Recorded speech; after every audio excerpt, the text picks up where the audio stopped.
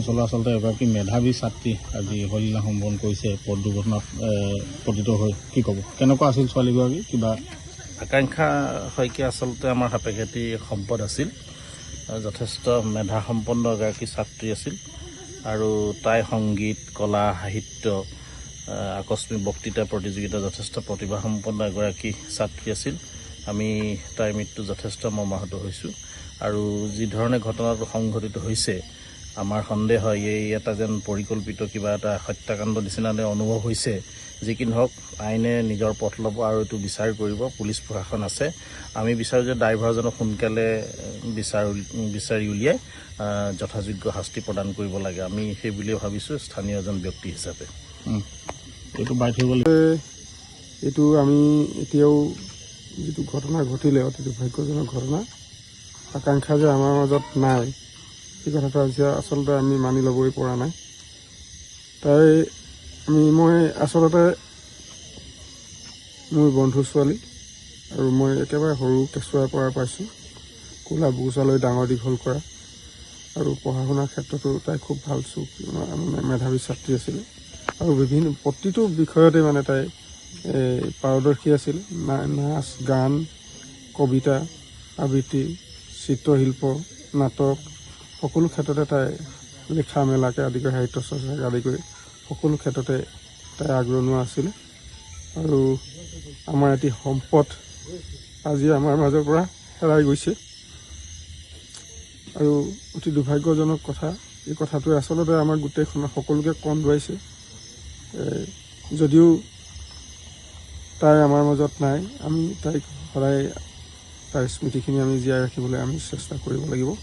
আৰু এটা কথা, এই দুৰ্ঘটনাবিলাক যি ধৰণে ঘটিছে ইয়াতে যথেষ্টখিনি প্ৰশাসনৰ কৰিবলগীয়া আছে বুলি ভাবিছোঁ আমি। আৰু অতি ৰহস্যজনক এটা পথ দুৰ্ঘটনা হৈছে। আমি CCTV ফুটেজবিলাকো দেখিছোঁ, বিভিন্ন সংবাদ মাধ্যমত প্ৰকাশ কৰিছে আৰু তাত পুলিচ প্ৰশাসনো মানে তাতে উপস্থিত হৈছে। কিন্তু অতি দুৰ্ভাগ্যজনক কথা, আমাৰ এটাই কথা যে যিজন গাড়ী চালক তেওঁ গুৰুতৰভাৱে মানে আহত হোৱা নাছিল আৰু তেওঁক পুলিচ প্ৰশাসনে পাইছিল আৰু তাইৰ বান্ধৱী লগৰ এগৰাকীও তাইৰ হস্পিটেলত য'ত দুৰ্ঘটনা ঘটিছিলে ওচৰতে থকা হস্পিটেলখনত দেখা পাইছিলোঁ বুলি কৈছিলে আৰু তাত পুলিচ প্ৰশাসনৰ মানুহো আছিলে। কিন্তু আমি এটা কথাই আমি অনুৰোধ জনাব বিচাৰোঁ, পুলিচ প্ৰশাসনে যে সেইখিনি ব্যৱস্থা সোনকালে লওক। সেই মানুহজন তেওঁলোকৰ নিশ্চয় চিনাকি হ'ব আৰু তেওঁলোকে ধৰি লৈ তেওঁক মানে উচিত শাস্তি দিয়ক আৰু এজন যুৱক হৈ পেলাই তেওঁ তিনিগৰাকীকৈ মানে যুৱতীৰ যিটো দায়িত্ব লৈ পেলাই গৈছিলে, তেওঁ এই মৃত্যু মুখত পৰা মানে তিনিগৰাকীকৈ দুৰ্ভগীয়া যুৱতীক এৰি পেলাই তেওঁ কিয় পলায়ন কৰিবলগীয়া হ'ল? আৰু তাত পুলিচ প্ৰশাসন আছিল, পুলিচ প্ৰশাসনে পাইছে। আমি মানে CCTV যিটো ফুটেজ, এক্সিডেণ্ট হোৱাৰ প্ৰায় কেইছেকেণ্ডমানৰ পাছতে পিছফালৰ পৰা পুলিচ প্ৰশাসন গৈছে। ইতিমধ্যে সংবাদ মাধ্যমৰ বিভিন্ন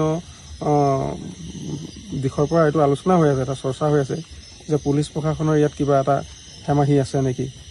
যদি গাড়ীখন মানে দুৰ্ঘটনাত পতিত হৈছে তেতিয়াহ'লে পুলিচ প্ৰশাসনে আহত যুৱতীকেইগৰাকীৰ লগতে নিশ্চয় চালকজনকো পাইছিল আৰু ইতিমধ্যে তাতে যে পুলিচ প্ৰশাসনৰ সন্মুখত এই চালকজন আছিল সেই কথাটো প্ৰমাণিত হৈছে আৰু গতিকে তেওঁলোকে কিয় গুৰুত্ব নিদি পেলাই চালকজনক এই প্ৰকৃত ঘটনাটো উদঘাটন কৰিবৰ কাৰণে তেওঁক মানে কাৰায়ত্ব কৰি নাৰাখিলে, সেইটো আমাৰ এতিয়া অলপ সন্দেহৰ মানে চাবলগীয়া আছে, সন্দেহ হৈছে তেওঁলোকৰ ওপৰত। গতিকে তেওঁলোকৰ এতিয়াও আমি অনুৰোধ জনাইছোঁ এই দুৰ্ভগীয়া পিতৃ মাতৃ